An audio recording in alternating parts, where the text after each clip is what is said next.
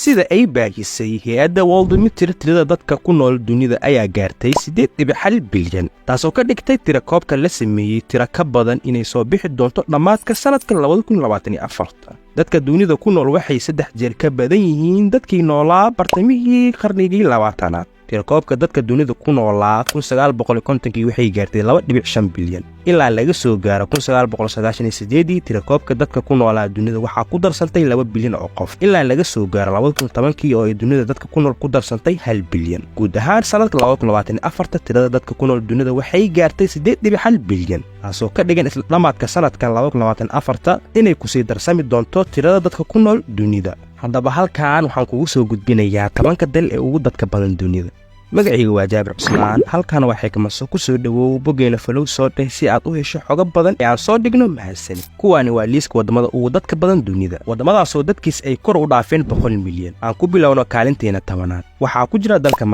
Mexico waa wadan ku yaal waqooyi Ameerika wadankan waxaa looga hadlaa luqadda af Isbaaniska oo ah luqadda rasmiga ah ee lagu hadlo tirada dadka Mexicaanka ah waa 128 milyan oo qof nambarkeena 9aad wadanka Ruushka waa wadanka ku fisan qaaradda bariga Yurub iyo waqooyiga Aasiya Ruushka wuxuu daboolayaa 17 milyan kiiloomitir iskuweer wuxuu ku fisan yahay 11 soonayaasha waqtiga wuxuuna xuduud la leeyahay 16 dal ee madax banaan tirada dadkiisa waxay gaaraan 144 milyan oo qofood nambarkeena 8aad Bangladesh waa wadan ku yaal koonfurta Aasiya wadankan markiis hore waxaa la dhihi jiray Pakistan wixii ka horeeyay 1971 waxay xorriyadda ka qaadatay dalka Pakistan sanadka markuu ahaa 1971 kadib dagaal dheer ee ay wadeen kooxda gulwadayaasha Bangladesh tirada dadkiisa waxay gaaraan 172 milyan oo qof nambarka 7aad Brazil waa dalka shanaad ugu ballaaran adduunka koonfurta Ameerika iyo dhammaan qaaradda Latin America xag wax iibsi waa wadanka 7aad marka laga hadlayo wax soo saarka kafeega waa wadanka ugu weyn ee soo saara kafeega 150 sano u dambeeyay Brazil ayaa noqotay suuq afraad ugu weyn baabuurta caalamka tirada dadkiisa waxay gaaraan 216 milyan oo qof nambarka 6aad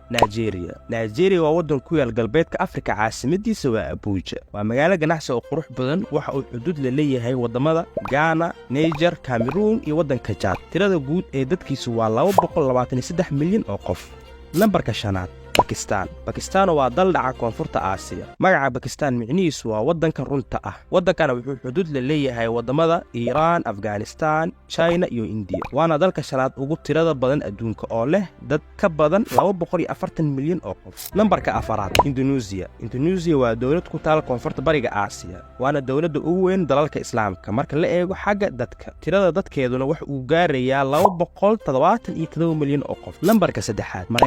Mareykanka waa dawlad dhacda bartamaha waqooyiga Ameerika waxay ka kooban tahay 50 gobol wadanka Mareykanka wuxuu xornimadiisa ka helay gumaystiga boqortooyada Ingiriiska sanadka markuu ahaa 1776 waqtigaas oo Mareykanka ka koobnaa 83 gobol oo ku yaal dhinaca bariga ee dalkaas wadanka wuxuu balaartay bilowgii 1800 meeyadii haatan 2024 tirada dadkiisa waxay gaaraan 339 milyan oo qof nambarka 2aad Shiinaha waa wadan ku yaal bariga Aasiya waa wadanka 3aad ee adduunka ugu weyn bad ahaan dawlad hal xisbi oo uu hogaaminayo xisbiga shuuciga Shiinaha CCP waxay maamushaa awoodda 22 gobol 5 ismaamul goboleed 4 degmooyin toos loo maamulo waa wadanka labaad adduunka ugu dadka badan oo ay ku nool yihiin qiyaastii 1.425 bilyan nambarkeena 1aad